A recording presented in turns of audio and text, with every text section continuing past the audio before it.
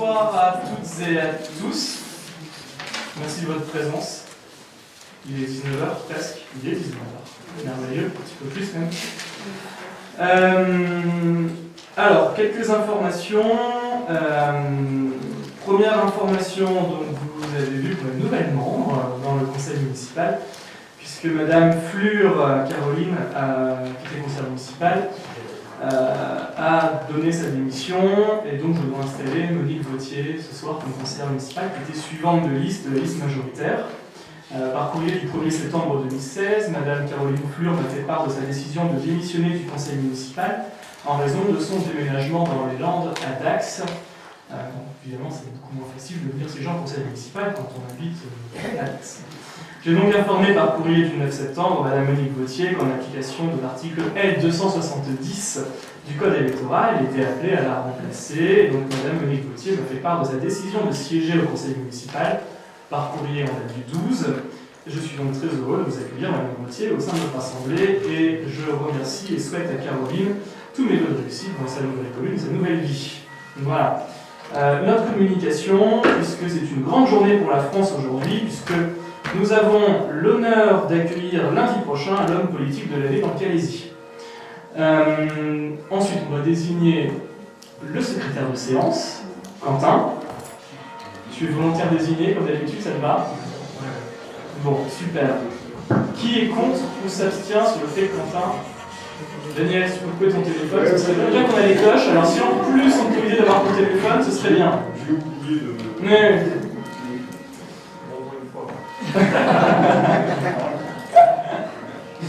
Alors, quelqu'un est contre le fait que Quentin soit secrétaire de séance?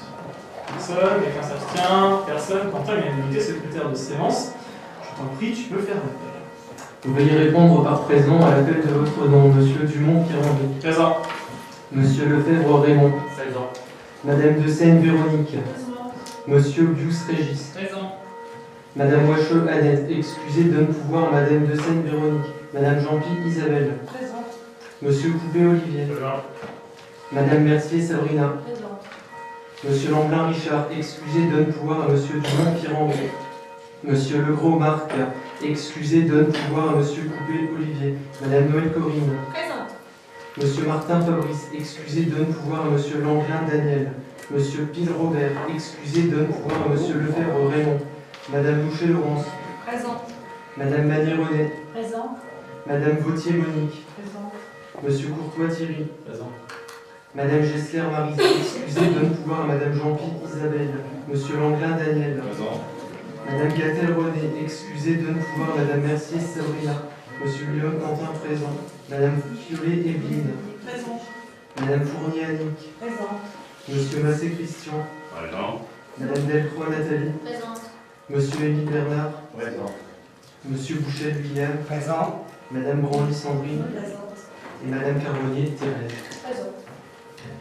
Merci Quentin, le quorum est donc atteint, on peut commencer les délibérations. Le premier point à l'ordre du jour appelle l'examen du procès-verbal de la séance précédente. Y a-t-il des questions ou des remarques sur ce procès-verbal? Je n'en vois pas, je le soumets au vote. Qui vote contre? Qui s'abstient? Unanimité, le procès-verbal de la séance du 7 juin 2016 est adopté. Le deuxième point suit la communication que j'ai faite tout à l'heure, c'est-à-dire les suites de la démission de Madame Fleur, puisqu'il y a lieu de la remplacer dans toutes les instances auprès desquelles elle siégeait. Donc on a concerté le groupe majoritaire, et donc Madame Fleur Caroline sera remplacée pour le comité consultatif sport par Monsieur Martin, pour le conseil d'administration, je fais les 3 délibérations à la suite, pour le conseil d'administration du CCS par Madame Vautier et pour le centre social et culturel par Monsieur Langlin. Voilà, ça ne me dérange pas si on fait un vote sur les 3 d'un seul coup, pas de souci, ok. Alors, je mets ces 3 délibérations. Juste une petite remarque. Concernant les comités consultatifs que vous avez mis en place en 2014, on se pose la question de savoir pourquoi on est peu ou jamais convoqué à ces comités consultatifs. On se demande pourquoi ils existent si on n'est pas invité ou associé à vos décisions. Alors, pour répondre très simplement, certains se réunissent beaucoup, d'autres se réunissent peu, et je crois qu'il y en a quelques-uns qui ne se sont pas réunis du tout. C'est en effet un sujet que j'ai évoqué.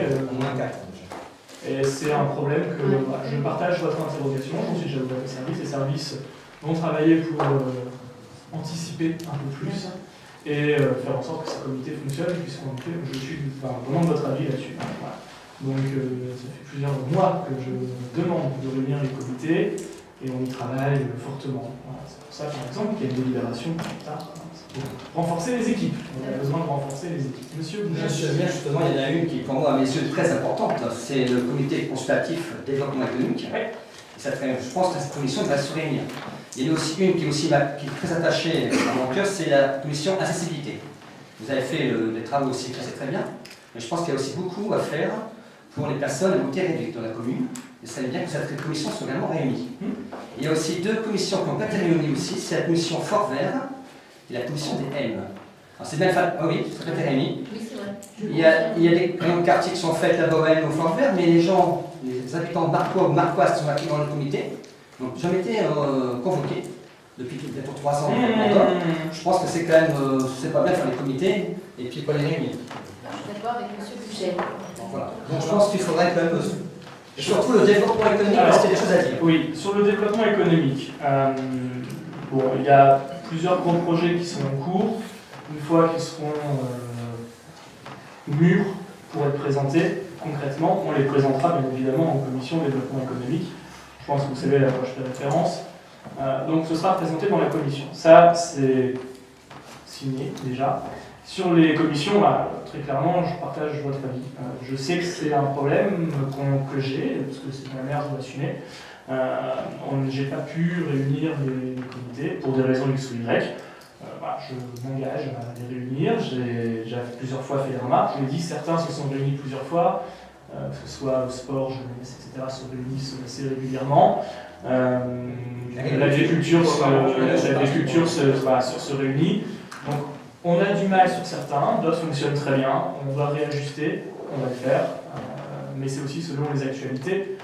C'est pour réunir au plaisir de se réunir. Moi, je ne suis pas un adepte de la réunion aiguë. Donc, je pense qu'on a tous plein de choses à faire. Mais voilà, vraiment, en effet, je suis d'accord avec vous, d'autant plus que j'ai voulu, avec mon équipe municipale, incorporer des citoyens dans ces réunions, chose qui n'était pas le cas auparavant. Donc, c'est la notion de votre programme, monsieur le maire. C'est bien pour ça que je l'ai appliqué. On n'est pas entièrement respecté. Ah, c'est peut-être la seule d'ailleurs, monsieur Boucher. Une sur 120, bon, ça, on s'en sort bien. Voilà, donc monsieur Boucher, vraiment j'ai bien pris note, madame Delcroix, j'ai bien pris note également, et je partage votre avis, et j'ai bien entendu. Et on y travaille, et on s'engage dès qu'il y a des actualités à réunir les comités. D'ailleurs, dans toute transparence, parfois on fait des mesures un peu plus light de consultation.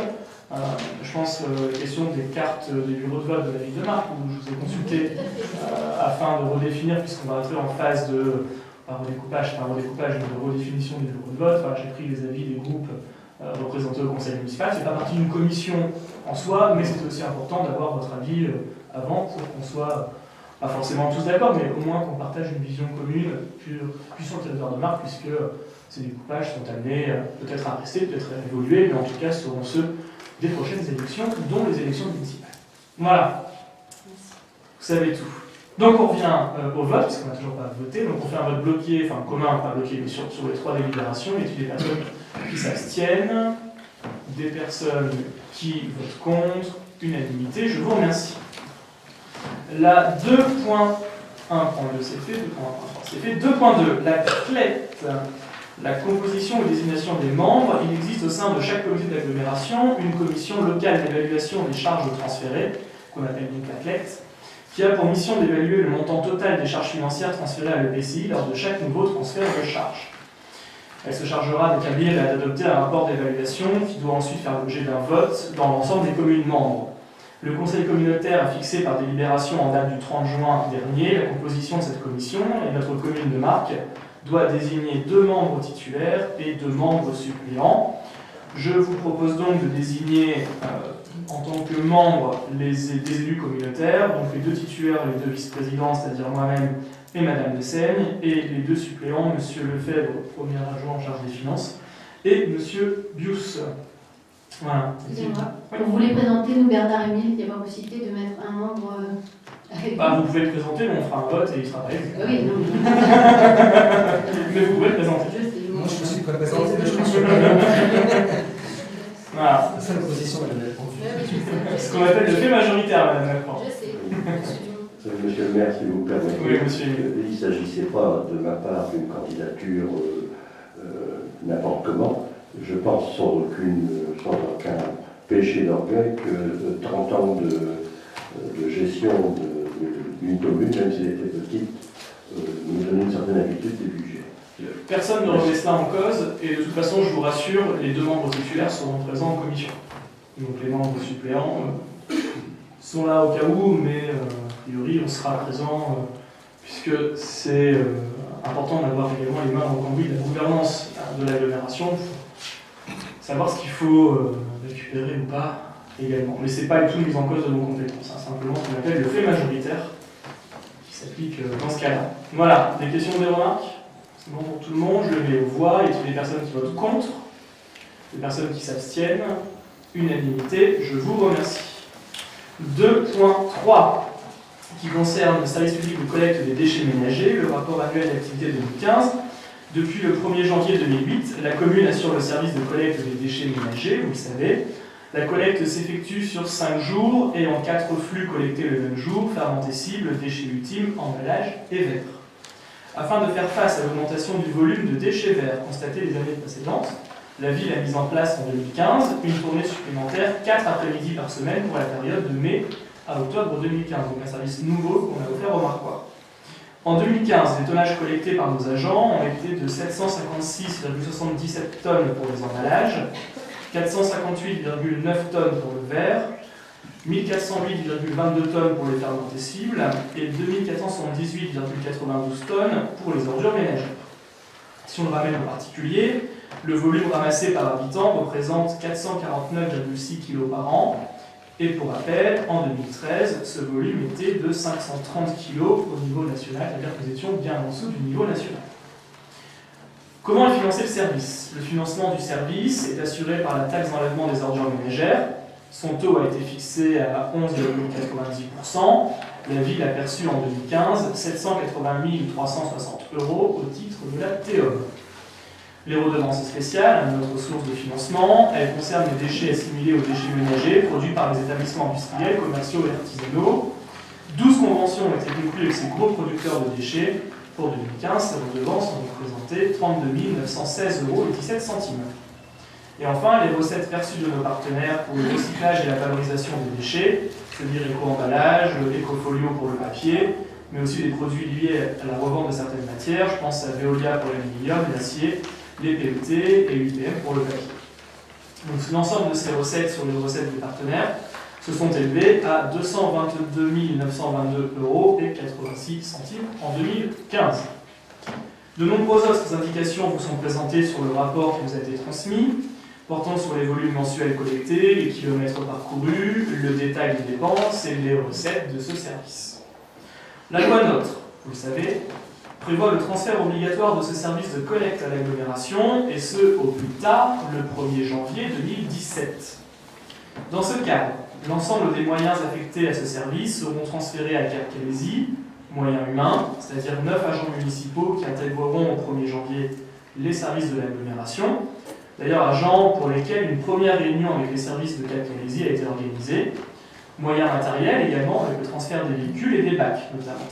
La CLEC, dont nous venons de parler, sera chargée d'examiner les conditions financières de ce transfert. C'est-à-dire que bien évidemment, comme il y a un transfert de compétences, il y a un transfert de charges, et donc dès 2017, l'agglomération percevra la TEOM ainsi que les redevances spéciales. Pour la TEOM, et après harmonisation sur 5 ans des taux actuellement en vigueur sur toutes les communes, ce transfert devrait se traduire par une diminution de la pression fiscale sur les foyers marquois. Selon les premières estimations, ce taux devrait être progressivement fixé à 10,75% pour l'ensemble des communes, alors qu'il est pour la commune de Marcq de 11,9%, ce qui représenterait une baisse au bout des 5 ans d'environ 10% de cette taxe. Voilà, le rapport n'a pas à être approuvé, je vous demande simplement de bien vouloir prendre acte du respect de la procédure et que la communication réglementaire a bien été respectée. Et je joue maintenant les débats, Madame la Présidente. Oui, quand vous prenez le rapport, en page 7, le point 1.4, Il notifie qu'en 2014, le montant était de 18,77 pour le coût et il passe en 2015 à 24,27 €, soit une augmentation de 30%. Pourquoi? J'ai dit déjà, il y a une collecte en plus, Oui. puisqu'on a des bacs, on a un ramassage de déchets verts sur quasiment la moitié de l'année supplémentaire pour répondre aux besoins. Et ensuite, il y a des évolutions naturelles de coûts, de matériel à remplacer. Ça se fait. Il y a eu des pannes sur. Ouais, il y a eu du remplacement, du frais de fonctionnement. Mais on peut vous détailler plus précisément ça et vous faire parvenir une réponse plus précise. Oui. Merci. S'il vous plaît. Oui, je pense aussi qu'il y a peut-être une raison aussi essentielle, c'est qu'il y a un manque de subventions au niveau de l'aide des coûts emballage. Le compte 74-78, on passe de 163 000 € en 2014 et en 2015 on passe à 21 000 €. Et dans le rapport on dit qu'on n'a pas eu toute la subvention pour 2015. Comment se fait-il? C'est la page Je le vois. chez budget fonctionnement. C'est la 11. 74-78 aide et emballage, vous voyez. On passe de 163 000 à 21 000. Donc là, il manque quand même près de 140 000 €, c'est quand même énorme. Alors, comment se fait-il qu'on a que 21 000 en 2015, on approche de la fin de 2016, c'est dû à cause de ce retard de versement de la subvention et coûts emballage? Écoutez, je pense que si vous prenez la page 6 et que vous regardez le 1.3.4.1 pour emballage, vous devriez avoir votre réponse. C'est-à-dire qu'on n'a pas encore reçu l'ensemble du solde que vous avez été versé. Et c'est versé par qui la subvention et coûts emballage? Par quel organisme? À part le cours-emballage. Par le coûts emballage, directement? D'accord. C'est le cours-emballage et qu'en fait, on n'a pas encore perçu l'ensemble. Donc là, le chiffre 2015, c'est bien indiqué, c'est 132 612 € et 84 centimes, qui est donc en hausse par rapport à 2013, c'était 110 000 € et par rapport à 2014, 121 000 €. J'ai des questions sur le dossier, monsieur. Je vous écoute, monsieur. Donc au 1er janvier 2017, je dois vous les rappeler, avec l'application de la loi NOTRe, le service de collecte sera intégralement transféré à la Cap Calaisis Talopal. Ou le nouveau nom de la Oui, bien sûr. Sur le plan de l'organisation générale du service, la commune de Marcq va-t-elle garder les jours de collecte par secteur ou les Marcos semblent attachés à ce fonctionnement pour la collecte de leur ordure ménagère? Est-ce qu'il y a déjà une réunion à ce niveau-là? Est-ce qu'on va garder les jours lundi, mardi par secteur? Dans le même fait, il n'y aurait pas eu un changement. Oui. Et après, on va certainement regarder pour optimiser le service. Donc, pour l'instant, Alors, ce qui est sûr pour l'instant, c'est que, je l'ai dit, les agents, on a rencontré les agents, on a déjà fait des réunions des services de Cap Calaisis et les agents. On a eu la confirmation que le Théum est laissé, on a eu confirmation que les véhicules continueraient à être basés au sein des services techniques de la ville de Marcq. Et en effet, pour l'instant, on est parti sur a priori le même principe de collecte et restera après sur les évolutions au fil des années, peut-être qu'il y aura des évolutions, mais en tout cas, à l'état actuel des discussions, on est parti sur le même principe. Mais on n'a pas encore définitivement tranché ce point. Par contre, ce qui est tranché, je vous l'ai dit, c'est la baisse de la TEOM pour nous, l'augmentation pour beaucoup d'autres, mais en tout cas pour nous, le est une baisse. Et le fait que les véhicules soient stationnés et restent stationnés à Marcq. Et qu'a priori les agents marquois continuent à traiter les questions à Marcq. Deuxième question, est-ce que la collecte va-t-elle s'effectuer toujours en 4 flux? C'est-à-dire avec des poubelles différentes ou couleurs différentes? Parce qu'on avait parlé que le verre serait peut-être plus ramassé avec les poubelles vertes, il y aurait des conteneurs qui seraient mis à notre disposition. Est-ce que ça va changer ou pas ça? Ça, c'est ce qu'a prévu de faire la ville de Calais, mais nous, je ne sais pas si on a déjà pas eu de changement. Pas de changement. Après, sur la collecte du verre, pour obtenir des financements, on risque de devoir revoir le Il y a aussi des soucis au niveau du personnel, au niveau du transfert. Est-ce que les salariés de ce service, donc Marquois, continuent à garder leurs avantages salariaux avec le transfert à Cap Calaisis? Oui, et je pense qu'il y a plus d'avantages salariaux au Cap Calaisis qu'à la ville de Marcq. Alors, il y aura des lissages, a priori, ils gardent les mêmes statuts qu'à la ville de Marcq, et par contre, les nouveaux qui vont arriver pour remplacer en retraite seront statutairement sur la même base que Cap Calaisis. Mais c'est plus avantageux, il ne faut pas le dire trop fort, mais agent Cap Calaisis, aujourd'hui, je peux parler d'avantages pour les fonctionnaires, pour les employés, mais vous utilisez le mot, je vais l'utiliser. Pour terminer, j'ai vu aussi que tous les indicateurs étaient en baisse, notamment au niveau des ramassages. 64 kg de piles au lieu de 87 kg de piles. Les nions pareil aussi pour les vêtements. Et puis on s'aperçoit aussi dans le tableau que les Marquois, il y a de plus en plus tôt de refus au niveau des poubelles. On passe de 13,15% en 2014 à 18,97%. Donc ça, on peut être sanctionné également au niveau du tri. Est-ce qu'il n'y a pas moyen de refaire une campagne de sensibilisation au niveau de la population, notamment avec le conseil municipal jeune, pour de nouveau sensibiliser les jeunes à faire les collectes dans les écoles, les piles, etc. On en fait régulièrement. Déjà, sur les piles, c'est aussi peut-être qu'il y a moins de néons dans une pile, parce qu'on voit de plus en plus de batteries qui sont utilisées, des batteries aussi rechargeables. Pour la question du conseil municipal des jeunes, ils ont fait une opération qui s'appelle Super Triman. Quentin, peut-être que tu peux en dire un mot? Oui. Donc avec l'ancien conseil municipal des jeunes, je dis ancien parce qu'il y a une élection bientôt, on a fait une action dans les écoles sur la sensibilisation de l'environnement et notamment le tri sélectif. Donc on a été distribué dans les écoles à chaque élève des écoles élémentaires, donc du CP au CM2, une fiche récapitulative donc des actions sur le tri sélectif et un petit questionnaire avec 10 questions, un QCM, donc quels déchets dans quelle poubelle. Voilà. Et on a également fait un concours de dessin Super Triman, d'ailleurs. Les 4 mascottes ont été installées dans les écoles, dans les cours des 4 écoles. Voilà. Et régulièrement, dans les bulletins municipaux, on rappelle les différentes problématiques de tri. C'est quelque chose qu'on fait très régulièrement. D'autres questions, d'autres remarques sur ce rapport d'activité du service? C'est bon pour tout le monde. Donc, premier acte que la procédure a été respectée. Ce qui nous amène au point 2.4, c'est qu'il s'agit d'une motion du conseil municipal qui concerne la réalisation d'un mur végétalisé sur la zone portuaire. Donc vous avez reçu un projet de motion concernant le mur végétalisé envisagé par le gouvernement, qui d'ailleurs a commencé à être construit aujourd'hui, entre le pont de la route de Gravelines jusqu'à la zone d'activité Marcel Doré.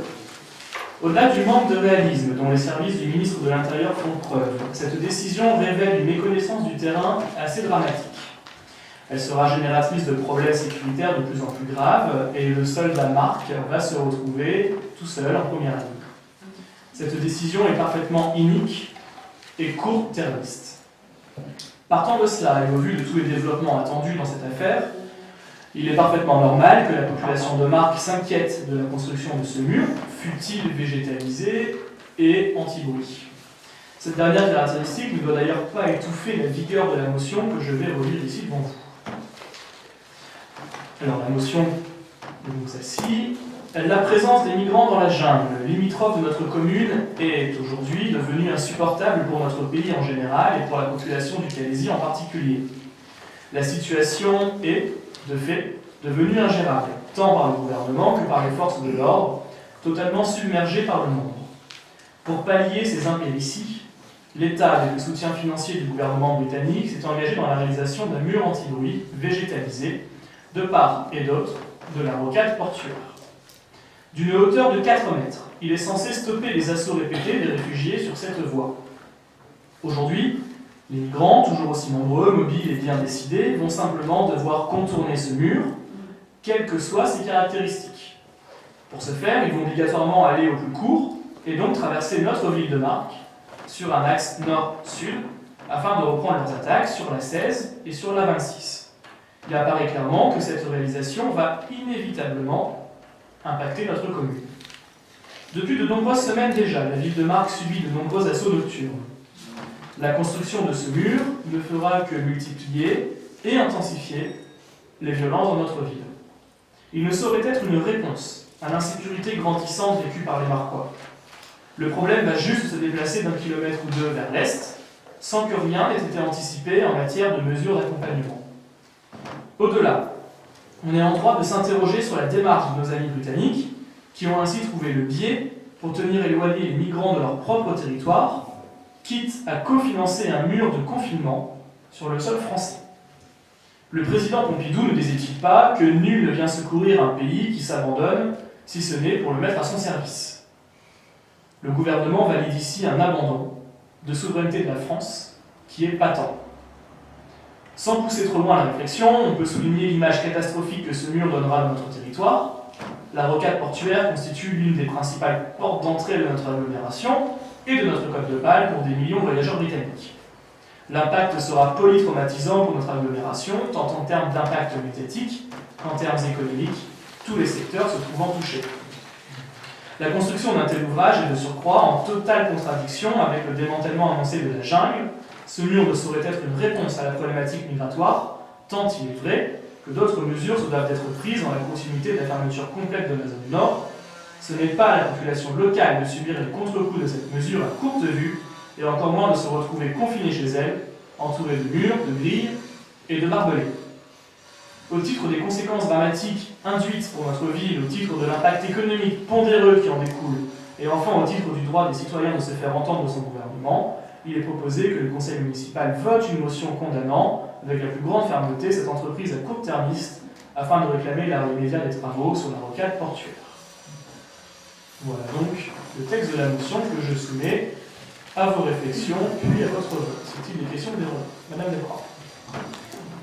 Monsieur le maire, sur le principe d'être contre la construction d'un mur végétalisé, nous sommes d'accord avec vous.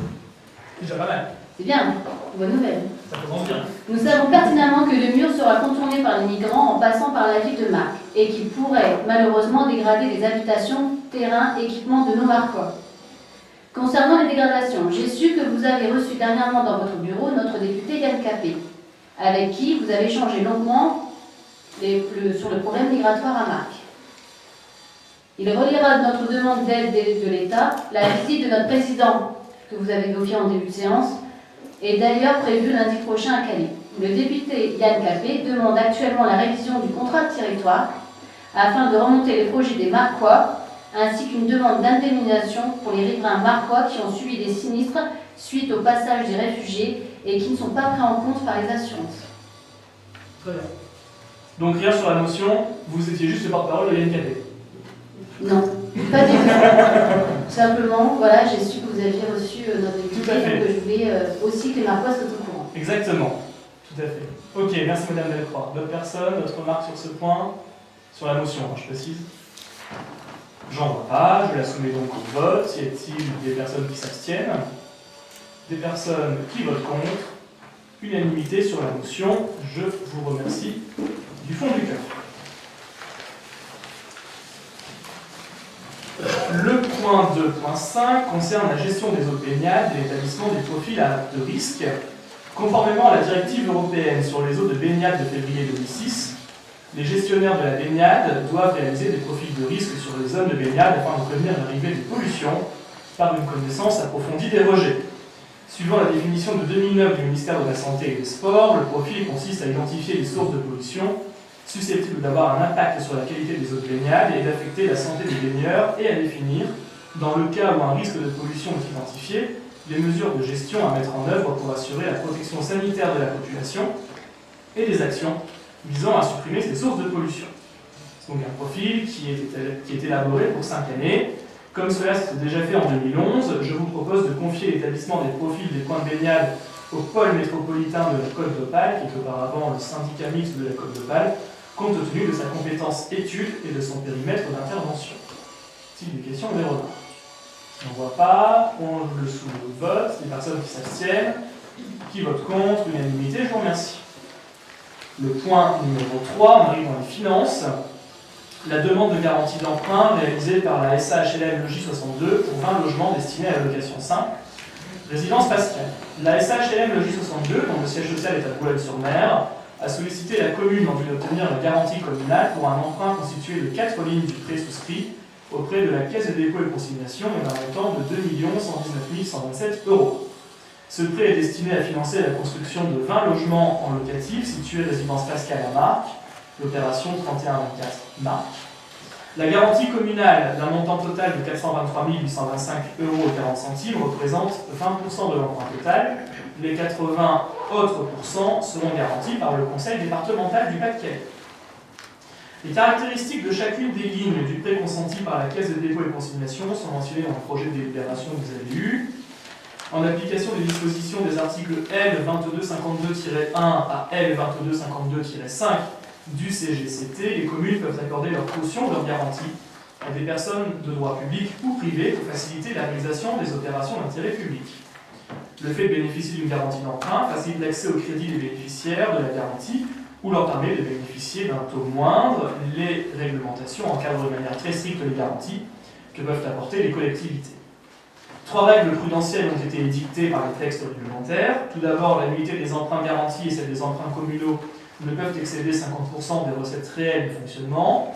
Deuxièmement, le total des annuités garanties par un même bénéficiaire ne peut être supérieur à 10% du montant total des annuités susceptibles de garantie, et un emprunt, enfin, ne peut être garanti à plus de 50% par une ou plusieurs collectivités. Celle-ci ne s'applique cependant pas aux garanties d'emprunt accordées aux opérations en lien avec le logement social. Dans la mesure où la Caisse des dépôts et consignations est le premier financeur du logement social en France, et qu'il y a donc très peu de risque d'accorder une garantie au bailleur social HLM Logique 62, je vous propose de prononcer en faveur de cette demande de garantie. A-t-il des questions ou des remarques? Madame Delcroix. Monsieur le maire, il est quand même dommage que vous acceptiez la garantie emprunt concernant la résidence pascale alors que vous avez refusé ceux des cyprès dont le projet était à l'initiative de l'ancienne municipalité. Il n'y a pas de sorte de parfois. De mémoire, celui des cyprès, on l'avait... Non, vous avez refusé la garantie d'emprunt. C'est pas celui-là, celui qu'on a refusé, c'était le HLI Viactive. C'était pas celui, C'était pas celui des cyprès, c'était le HLI Viactive. Et à réseau. Voilà. Monsieur Massé. Monsieur le maire, au niveau de la rue Pascal, enfin la résidence Pascal, à l'époque, avant le nouveau bâtiment, il y avait 50, 60 stationnements à cet endroit. Et maintenant, où on va les stationner? Plus les jours. Bah, écoutez, les places de parking sont prévues. S'il y a besoin à côté qu'on recrée d'autres places de parking, on pourra continuer à en créer. Mais la logique, c'est aussi d'aider et de requalifier ce quartier, puisqu'on est quand même sur des bâtiments extrêmement vieillissants et où on a besoin de donner du qualitatif dans des logements locatifs sociaux, voilà, tout simplement. Donc j'entends bien la question sur les parkings. Les parkings sont bien prévus dans le lotissement. Et si on a besoin de créer des parkings, on créera des parkings, comme on avait eu besoin de rénover l'éclairage public dans la résidence Pascal, chose qu'on avait effectuée il y a quelques mois, et où ça va très bien, où ça fonctionne très bien. Parce que là, vous êtes quand même dans un espace assez restreint Oui, au niveau stationnement, ou alors il va falloir enlever un espace jeu ou un... Non, on va pas enlever les espaces jeux, on va en inaugurer un peu partout, donc on va pas les retirer. Non, mais si vraiment, on va refaire un topo sur le stationnement, parce qu'en effet, ça retire une partie stationnement, et ça... C'est déjà archaïque alors. Voilà, donc très clairement, si on a besoin de recréer du stationnement aux abords, on recréera du stationnement aux abords, c'est pas un problème. D'ailleurs, vous verrez que dans la suite de nos débats aujourd'hui, pas sur ce lieu-là, mais sur notre emplacement de la ville de Marc, on demande de subventions pour créer du stationnement. Donc c'est pas quelque chose, moi je suis très autophile, donc vous pouvez compter sur moi pour créer le stationnement, et en effet c'est primordial, je suis parfaitement d'accord avec vous, donc voilà, ne vous inquiétez pas, si on doit en créer, on en créera. Merci. Mais c'est normal de soulever la question. D'autres remarques sur ce point? Je la soumets donc au vote. Y a-t-il des personnes qui votent contre, qui s'abstiennent? Unanimité, je vous remercie. Le point 3.2, fixation de la durée d'amortissement d'immobilisation corporelle et un complément. C'est un peu compliqué à comprendre comme ça. Alors, on va expliquer de Quesaco. Pour prétendre au cofinancement de la caisse d'allocation familiale du Pas-de-Calais sur des projets de travaux d'investissement, comme la création d'une aire multi-activité au Fort Vert, on en parlait juste avant, l'extension de la maison de petite enfance et la création d'un jardin d'enfants, ou l'installation d'un bâtiment modulaire à l'école de haute commune, les dépenses liées à ces travaux doivent être amorties. Les conditions actuelles d'amortissement fixées par une délibération en date du 27 novembre 2006, du 4 juin 2008, du 30 mars 2010, du 19 décembre 2011 et du 2 février 2012 du budget principal de la ville ne prévoient pas l'amortissement de ces catégories de biens. Je vous propose donc d'étendre l'amortissement budgétaire pour les immobilisations corporelles suivantes. L'installation de jeux extérieurs à la maison de la petite enfance, le compte 21-28 sur une période de 15 ans. L'aménagement d'une aire multi-activité au Fort Vert, le même compte 21-28 sur une période également de 15 ans. L'installation d'un bâtiment modulaire à l'école des hautes communes, le compte 21-312 pour une durée d'amortissement de 20 ans. L'aménagement d'une salle d'activité ALSH au complexe municipal d'hébergement sur le compte 21 318 pour une durée d'amortissement de 15 ans. Et enfin, l'extension de la maison de la petite enfance et la création d'un jardin d'enfants, le compte 21 318 pour une durée d'amortissement de 15 ans. Les amortissements seront calculés selon la méthode de l'amortissement linéaire, le premier amortissement démarrant en 1er janvier suivant la fin des travaux, l'affectation du bien à son imputation définitive. Voilà, vous savez, c'est un process comptable. Petite question technique, Monsieur Michel, je ne comprends pas la durée d'amortissement proposée pour les bâtiments scolaires sur 20 ans. Même si aujourd'hui les bâtiments moduliers sont beaucoup mieux fabriqués, il y a quand même un passage important au niveau des enfants dans une école ou dans un bâtiment scolaire. Donc on l'a pas mis sur 15 ans également. Par contre, installation de jeux extérieurs, je trouve qu'il y a une dégradation très rapide, même s'il y a des revêtements spécialisés. Sur 10 ans, c'était peut-être plus préférable. Est-ce que c'est prévu uniquement par le Code général des collectivités territoriales, cette durée d'amortissement, ou c'est prévu par la municipalité, par le service comptabilité? Est-ce qu'il y a moyen de changer ces durées d'amortissement? Oui? Parce que je pense que 20 ans, c'est un peu trop pour les... Alors, C'est ce qui est conseillé. voilà. C'est que... C'est ce qui est conseillé par la CAF. D'accord. Ok. Pour répondre à la question. Pensez par la CAF? C'est ça, par les Par les textes. textes. Mais c'est la CAF qui nous le demande d'amortir. Et 20 ans pour le bâtiment scolaire? Je pense que vous êtes... Non, je ne sais pas si vous étiez à l'inauguration, mais Madame Branly, vous avez... Non, mais j'ai vu le bâtiment. C'est quand même de la qualité. Hein. Ouais, c'est qualité. On est tous d'accord sur ça et c'est surtout très utile aux petits marquois de notre commune. Comment? La CAF nous demande en fait d'amortir pour pouvoir bénéficier en fait, de ces subventions. D'accord, bien sûr. Comme on aime les subventions, on amortit. D'autres questions, d'autres remarques? C'est bon pour tout le monde, je le mets au voix, qui vote contre, qui s'abstient, unanimité, je vous remercie. Le point 3. Point 3, toujours les subventions. L'aménagement de l'étang des Dryades, demande de subvention auprès du Conseil régional. Madame la Conseillère régionale. L'aménagement paysager de l'étang des Dryades est l'un des deux projets retenus après sollicitation de la population pour la sélection de projets proposés par des Marquois dans le cadre de la mise en place d'un budget participatif. Le second projet étant la réalisation d'un espace de street workout. Alors j'en profite d'ailleurs pour remercier les Marquois ainsi que leur proposition originale et pertinente, et ceux nombreux qui ont pris la peine de voter pour l'ensemble de ces projets. Au vu du succès de cette opération de budget participatif, qui était la première en Calaisie, je le rappelle, elle sera bien évidemment reconduite l'année prochaine, et je vous invite dès à présent à imaginer de nouvelles pistes concrètes d'amélioration pour notre ville. Fin de la parenthèse sur le budget participatif, on va revenir à nos moutons, du moins à nos poissons en Dryades.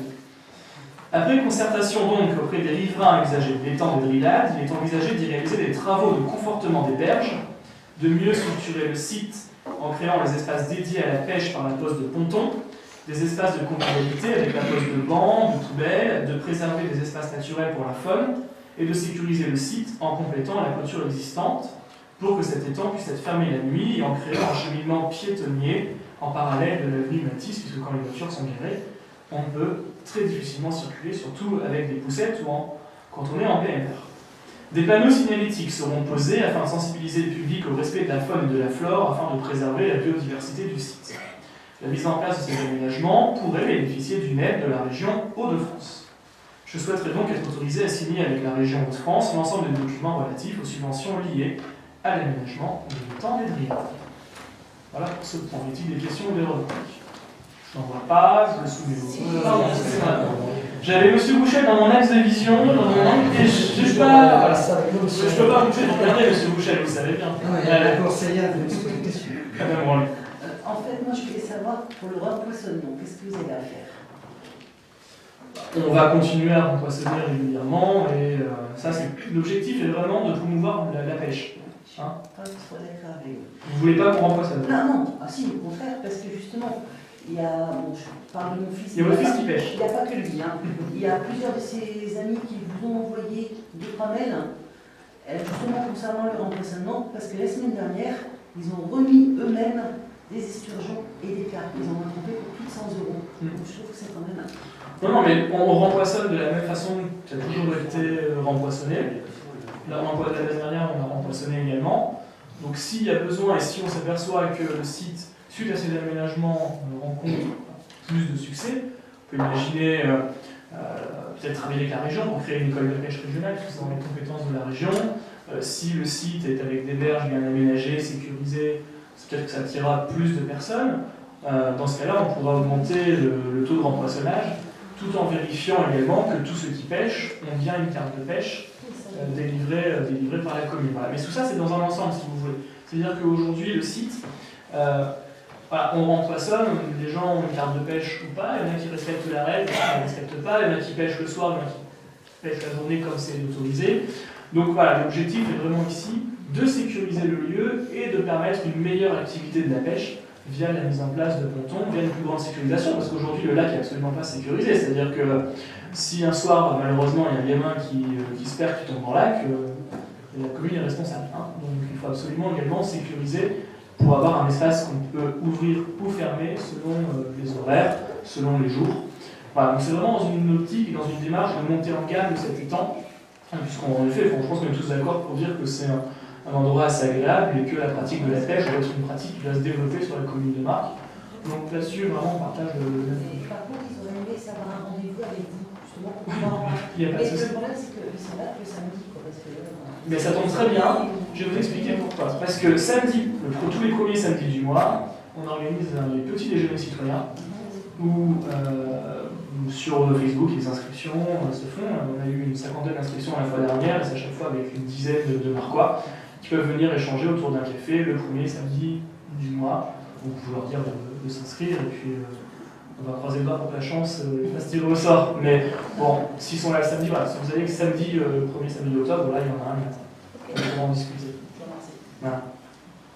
D'autres remarques, Madame Beltrand? On connaît le coût plus ou moins de ces installations ou pas encore?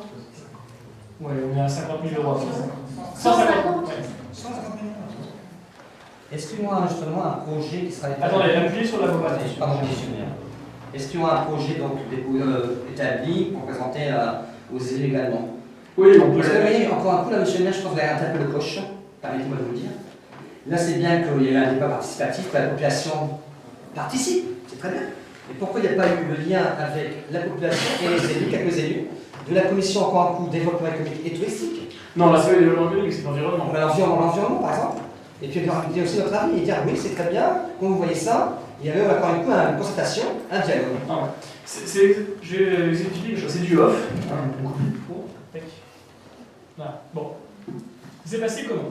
Ça s'est passé que, pareil, pour les journalistes, tout ça, YouTube on coupera. Non, c'est fait exprès, monsieur.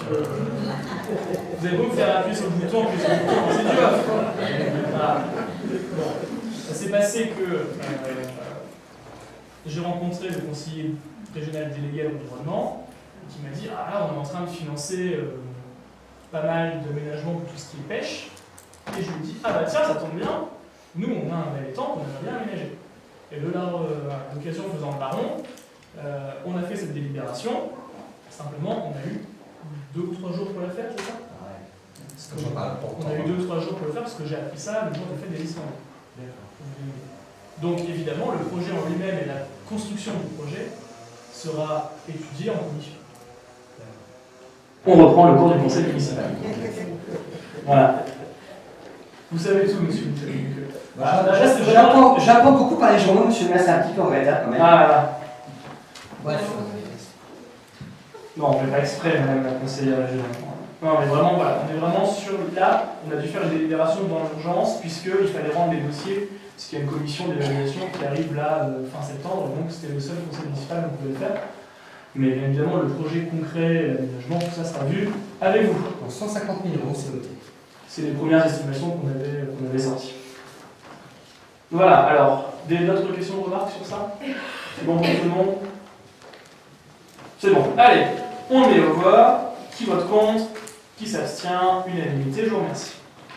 3.4. Toujours une demande de subvention auprès du conseil régional, la réalisation de parkings verts rue des Tourterelles.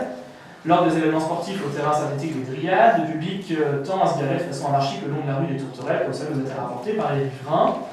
Après concertation auprès de ceux-ci, j'envisage la mise en place d'un espace de stationnement intégré à l'environnement pour une vingtaine de véhicules le long de cette rue. La mise en place de ce parking pourrait bénéficier d'une aide de la région Hauts-de-France, qui est déjà cofinanceur du terrain synthétique. Je souhaiterais donc être autorisé à signer avec la région l'ensemble des documents relatifs aux subventions liées à la réalisation d'un parking vert rue des Tourterelles. Des questions ou des remarques? Monsieur Bouchet. Vous allez dire que vous êtes contre le terrain synthétique? Ah non, attendez, non. Je n'achète pas ça. Hein. Je suis favorable au stationnement vert, parce que c'est pour l'environnement. Hein. Et je suis quand même assez sceptique quant à la durée de vie d'un tel équipement.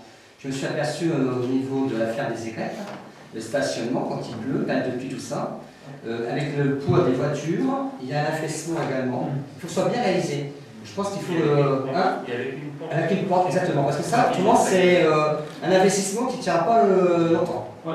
En effet, mais, bah, on a bien vu ce qui s'est passé à la ferme des aigrettes. On a essayé d'y remédier plusieurs fois. On est d'accord. La qualité a aussi été améliorée depuis la pause à la ferme des aigrettes. C'est nécessaire de déposer à la ferme des aigrettes également. Hein. Donc on fera bien évidemment attention à tout cela et on prendra en compte. Vous savez, généralement, quand je préfère faire un investissement qui dure, qui coûte être un petit peu plus cher, mais où on est sûr de la qualité, plutôt que d'essayer de tirer le prix ou le coût pour 1 millier, 2 millions d'euros. Donc vraiment, on a vraiment bien conscience de ça. De toute façon, ce sera étudié dans une commission d'appel d'offres, tous ces critères techniques dans la commission qui sont ouvertes justement pour ça. Voilà, n'est-ce pas, monsieur le premier agent chef des finances? Alors, je mets cette délibération. Est-ce qu'on connaît le coût du parking? 25 000 euros. Merci. D'autres questions, d'autres remarques? Je mets donc aux voix. Y a-t-il des oppositions, des abstentions? Unanimité, je vous remercie. 3.5. Une autre demande de subvention. L'aménagement d'un parc urbain place de l'Europe demande de subvention au Conseil régional. Par délibération du 23 février 2016, le Conseil municipal a approuvé le projet de réaménagement de la place de l'Europe ainsi que des rues adjacentes, offrant notamment un espace conséquent pour une nature partagée et une biodiversité intégrée aux aménagements urbains.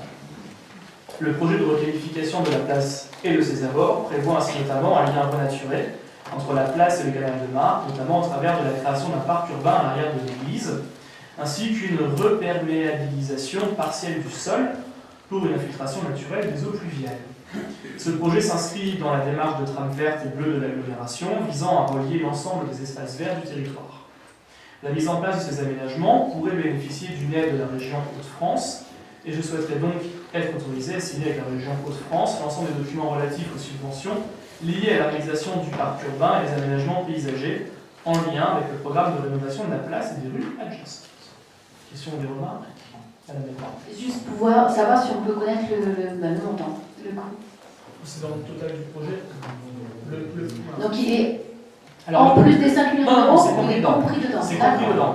C'est vraiment l'opération globale. Hein. Quand on parle de la rue du Tongo après, ce sera compris dedans. C'est 5 au maximum. Hein. Entre 4 millions et demi et 5 top. Mais c'est compris dedans, et sur ce parc et sur l'ensemble des aménagements naturels ont déjà fait l'objet d'une demande de subvention européenne via Nature en Ville et portée par l'agglomération. Là, c'est un complément de subvention, on va voir, parce qu'évidemment, le but c'est toujours d'arriver au 80%. Mais c'est compris dedans. C'est vraiment le projet global. Hein. C'était bien évidemment compris dedans depuis le début. Mais on fait opération par opération pour être bien spécifique, pour tirer le maximum de ce qu'on peut tirer comme aide. Voilà, de rien. D'autres questions, remarques?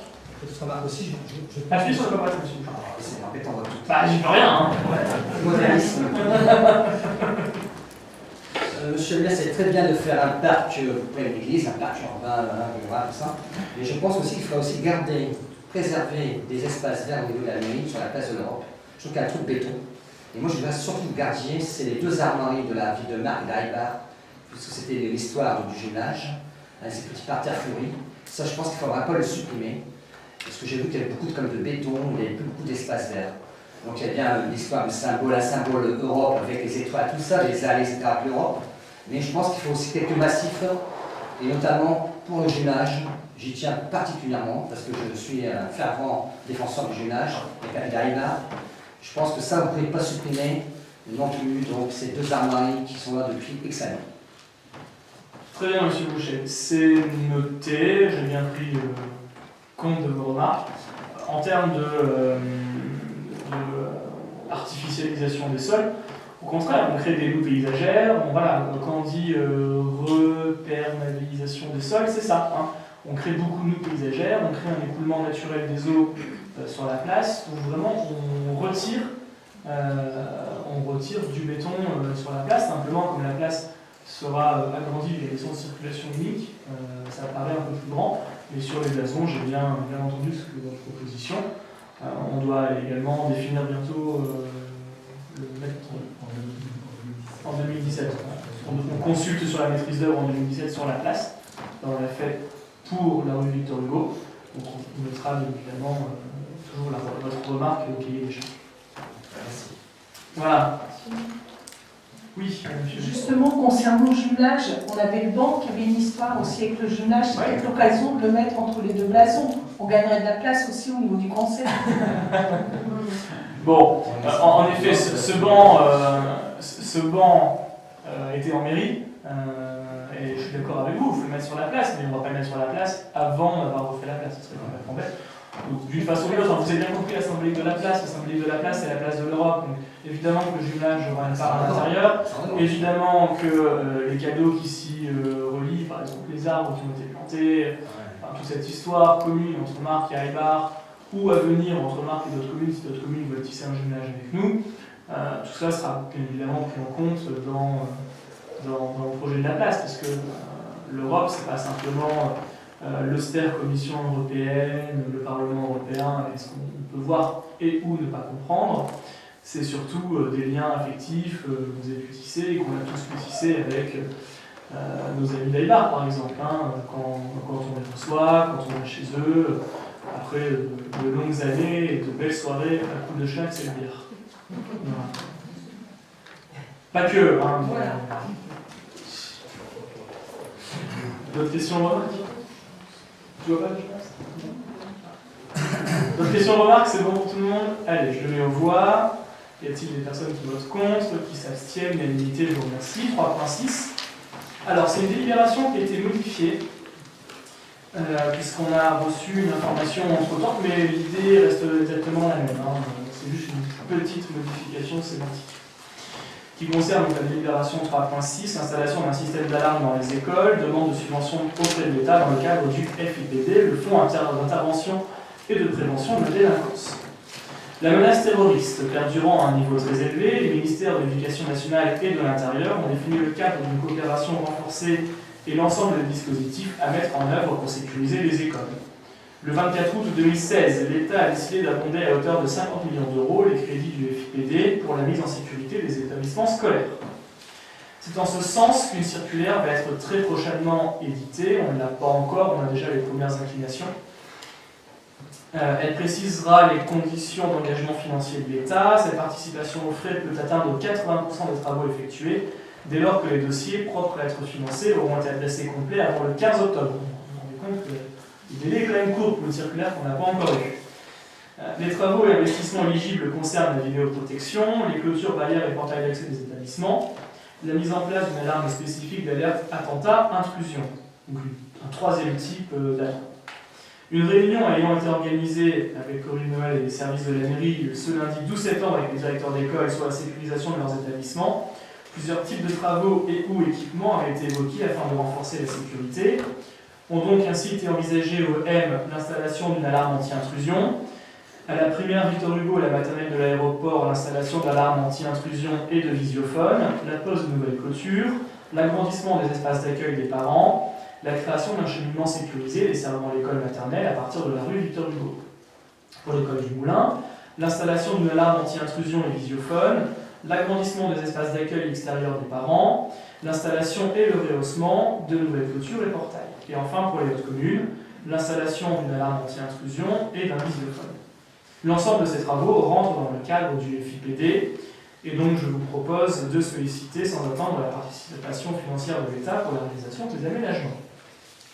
Voilà, les questions ouvertes. Question. Monsieur Boucher. Est-ce que vous avez évalué le coût pour la commune, dans le sens où on connaîtra un petit peu la charge reste à la commune? Alors, on avait eu plusieurs systèmes qui avaient pu être évoqués. On avait imaginé des systèmes lumineux, des systèmes de troisième alarme. On avait, monsieur Dion, un coût... 14 000 € pour l'ensemble des systèmes d'alarme. Pour l'ensemble des écoles? Des alarmes, juste des alarmes. Ah, Parce qu'en fait, le premier objectif, c'est obligatoirement mettre un troisième type d'alarme, qui s'appelle l'alarme anti-intrusion, où là, a priori, on laisse aux enseignants, à chaque enseignant, le soin de savoir s'il faut s'abriter ou courir. Voilà, c'est ce qu'il dit, hein, donc c'est pas très pratique. Oui, par exemple. Selon le cas. Selon le cas, hein. C'est à juger à ce moment-là. C'est à On peut pas juger. savoir d'avance. Voilà. Et après, vous vous rendez bien compte que il faut une alarme intrusion, ça c'est obligatoire. C'est obligatoire. C'est obligatoire. C'est ce qui était sorti déjà et envoyé au directeur, un troisième type d'alarme, intrusion. Et vous avez également l'alarme incendie et l'alarme confinement. Exactement. Ça c'est aussi important, parce que c'est autre chose, mais il faut... déjà. Oui, C'est pour ça que je vous dis que c'est une troisième type d'alarme. Ok, d'accord. Donc ça doit être une troisième alarme Différente. Je suis entièrement favorable à cette... De toute façon, on a pas beaucoup de choix. On est Il obligé. faut le faire. Voilà. Il faut protéger les enfants, les enseignants. Et on en profite pour réaménager. On pense par exemple à l'école du Moulin, hein, où le muret est quand même pas extrêmement haut, et donc il faut aussi le renforcer, comme on a pu le faire à l'école commune. Donc on en profite là-dessus. Bon, les M, c'est différent, parce que c'est déjà quand même assez sécurisé. Il reste plus que le Moulin et Victor Hugo Aéroport a vraiment. Appuie sur le bouton, Corinne, quand. Il nous reste Victor Hugo Aéroport et Moulin pour vraiment rehausser la clôture. Sachant que pour Victor Hugo, ce sera également l'objet de la création de la rénovation de la rue Victor Hugo qui rentre dans le cadre de l'aménagement de la place. Donc là, dès le premier semestre 2017. En sachant que maintenant tout est bien fermé à clé, donc il faut aussi des visiophones absolument, interphone ou visiophone. Parce que les parents qui veulent arriver après ont besoin absolument de communiquer avec l'école. C'est ça. Là, les directives sont très claires, c'est tout fermé à clé et personne ne rentre, aucun but pour l'établissement. Et à côté de cela, il faut surtout aussi renforcer et sensibiliser les enseignants, le personnel communal qui a la charge des enfants, pour surtout leur rendre les enfants aux parents. On a eu le souci pendant les vacances d'un enfant qui a quitté le centre de loisirs. Il y a beaucoup de familles monoparentales, des familles qui sont divorcées, au niveau du droit de garde, tout ça. Il faut surtout que les enseignants, les fiches d'enseignants, etc., c'est important, parce que là, on peut avoir aussi un souci à ce niveau-là. Il faut surtout sensibiliser la personne communale, faire le code de rappel, comme quoi, attention, soyez vigilants. Non, mais on peut avoir un petit clou à caler qui, bon, voilà, là, on fait aussi avoir un brin de son marque. Il faut toujours faire attention, être très vigilant, surtout des enfants.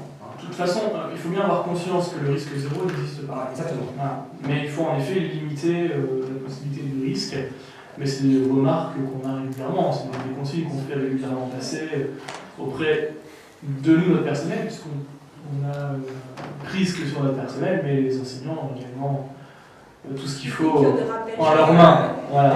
Le souci, surtout, c'est lorsqu'on fait une école et la prise en charge après par les garderies ou bien par le SALSTAT, c'est là que des fois il y a des éléments de flottement, et c'est là qu'on peut avoir le souci de la responsabilité entre l'école et ensuite la municipalité. Pour l'instant, ça se passe. Non, mais on ne sait pas arriver. Merci, monsieur Boucher. Petite question. Monsieur Massé. Au sujet de la récupération des enfants maintenant dans les établissements scolaires tels qu'au Moulin, on les récupère sur une porte quelque peu dérobée sur l'arrière, et au Moulin, on est dans la pelouse. Bon, l'été, c'est pas très vert, mais quand il pleut, c'est pas très. Est-ce qu'il y a un projet de stabilisation sur ces accès? Merci. Oui, on avait été sur la zone de l'école du Moulin et en effet, surtout sur la maternelle de mémoire. Voilà, ça se passe. On allait chercher sur les portes arrière des classes, voilà. Hein, et on a bien vu qu'il y avait deux classes qui posaient un problème, et on a commencé à travailler avec les enseignants et les directrices pour justement permettre d'avoir les pieds au sec. Oui. Si c'est la question. Moi, personnellement, je ne parle pas de haut donc voilà, Mais le problème ne se pose que cette année, puisque avant les parents rentraient dans le hall. voilà, cette année, suite aux voilà, donc la directrice nous a contactés immédiatement et a demandé à ce qu'on installe des dalles pour pouvoir aller jusqu'aux portes des. Voilà. Ça, c'est en cours. Parce que bientôt il va pleuvoir, mais bientôt les parents auront les pieds dans l'eau. On est bien d'accord. Merci. Voilà, merci des votes. Voilà, ou des votes. Merci, monsieur Massé, pour l'intervention. D'autres questions de remarques sur ce point, monsieur? Par rapport au fait que les parents et les enfants qui accompagnent les parents ne peuvent plus rentrer dans l'école pour les petites sections, OM, les gens laissent leurs enfants sur le trottoir pour déposer les petits avant d'aller porter les grands, ce qui pose un problème de sécurité au niveau de l'école. Est-ce qu'il est possible d'envisager avec les directrices d'inverser les deux horaires afin que les grands rentrent en premier et ensuite les petits? Alors, c'est déjà quelque chose qu'on a fait. Hein. On a été. Claude, est-ce que tu peux en dire un mot? On a été interpellé il n'y a pas très longtemps par Victor Hugo et Aéroport. Le temps d'aller mettre les enfants maternels, puis ensuite d'aller à la grille du primaire, il y avait à peu près 4-5 minutes de différence. Donc là, on a travaillé avec le directeur, avec les présents parents d'élèves, et on a envisagé, normalement on a envoyé un courrier au niveau de l'inspection, pour décaler de 10 minutes l'entrée. Donc ça devrait se faire d'ici peu. Maintenant, ouais, on n'a pas encore eu le retour, mais on peut forcément en discuter avec la directrice, il n'y a pas de souci. Mais pour l'instant, on n'en a pas encore parlé. S'il y a besoin de le faire, on fait. Voilà, mais c'est toujours une procédure un peu complexe, c'est-à-dire qu'on doit passer dans le dialogue et la discussion, hein, toujours. Donc on discute avec les parents d'élèves, avec les directeurs, avec l'inspecteur, Voilà. et après on va renvoyer au DAZEN qui valide ou pas les nouveaux horaires. Voilà. Donc, c'est pour ça que parfois c'est un peu long. On a fait la réunion la semaine dernière, le courrier est parti là, hier ou aujourd'hui, donc on attend le retour pour changer les horaires. Voilà. En tout cas pour l'école, Et on pourra voir avec on pourra voir la problème. Le problème était moins aigu au niveau des M, puisque là on était vraiment sur un sujet spécifique, qui était que les parents avaient pris l'habitude pour l'école Victor Hugo et de l'aéroport d'envoyer leurs enfants sur le passage qui relie les deux à l'intérieur, et ce qui était dangereux, parce que ça passait le long d'un parking pour les enseignants qui pouvaient manœuvrer leur voiture, et donc qui malheureusement, on a déjà eu le cas l'année dernière, failli renverser des enfants. C'était vraiment une demande de l'association des parents d'élèves de fermer ce passage et d'éviter que les enfants ne puissent circuler au milieu des voitures. Hein. Tout simplement parce qu'évidemment, quand les enfants maternels qui circulent au milieu des voitures, on les voit. Et donc, on a bien eu conscience que si on fermait la grille, il fallait aménager légèrement les horaires, c'est-à-dire qu'on fait moins 5 minutes sur une école et plus 5 minutes sur une autre, c'est 10 minutes de latence, d'écart entre les deux. Et d'ailleurs, dans le projet de rénovation de la rue Victor Hugo, est bien prévu la création d'un cheminement 100% piéton qui passera entre le mur et la garderie. Pour permettre à ceux qui ne veulent pas faire le tour de pouvoir couper à travers. Mais en tout cas, ce qui est sûr, c'est qu'on ne rouvrira pas le passage derrière les véhicules puisque c'est trop dangereux. Voilà. Parce que c'est aussi une question qui était arrivée en débat. Hein. J'en profite pour faire un point d'information. Ça nous a éclaté du sujet. Mais y a-t-il des questions ou des remarques? Votre point? C'est bon pour tout le monde? Parfait, je vais soumettre au vote. Personne qui vote contre, qui s'abstiennent, unanimité, je vous remercie. Le point 3.7, acquisition de terminaux portatifs de télécommunications, une demande de subvention auprès de l'État dans le cadre du FIPD. Pour renforcer la protection des policiers municipaux d'une part et leur efficience d'autre part, il convient de faciliter l'interopérabilité des réseaux de télécommunications entre les polices municipales et les services de sécurité de l'État. Dans cet esprit, la commune se doit de doter ses agents de police municipale de terminaux portatifs de radiocommunication respectant la circulaire INTK 1504-90-31 du 14 avril 2015 du ministère de l'Intérieur relative à la généralisation de l'expérimentation portant sur l'interopérabilité des réseaux de communication entre les polices municipales et les forces de sécurité de l'État. Voilà. Je prends mon souffle. Par courrier du 20 mai 2016, la Direction générale de la Gendarmerie nationale nous confirme que l'autorisation nous a été donnée d'accéder au réseau utilisé par les gendarmes et la police nationale de façon à renforcer l'action de notre police municipale dans le cadre d'une coordination renforcée. L'acquisition de ces équipements pourrait bénéficier d'une aide de l'État au titre du FIPD et se fera donc auprès des fournisseurs référencés par le ministère de l'Intérieur. Donc je souhaiterais être autorisé à signer avec les services de l'État l'ensemble des documents relatifs aux subventions liées à l'acquisition de terminaux portatifs de télécommunications. Des questions ou des remarques? Oui. Combien de terminaux portatifs de télécommunications vous allez avoir besoin et le coût? Alors, 3. 3 et le coût? Bien. 3 700. Pour les 3 ou? Pour les 3. Ouais, pour la subvention peut s'élever jusqu'à 420 euros. Par terminal. Par terminal. Donc 1200 ou 300 euros de subvention maximum. Voilà. Ce qui fait donc les cadeaux qu'on a partagés avec la police nationale sur les interventions. C'est quand même utile parce que si on a la police municipale d'un côté et la police nationale de l'autre et qu'ils ne peuvent pas communiquer entre eux, c'est pas très pratique. N'est-ce pas, M. Martinique? D'autres questions ou remarques? Je n'en vois pas, je vais soumettre au vote. Qui vote contre, qui s'abstient, l'unanimité, merci.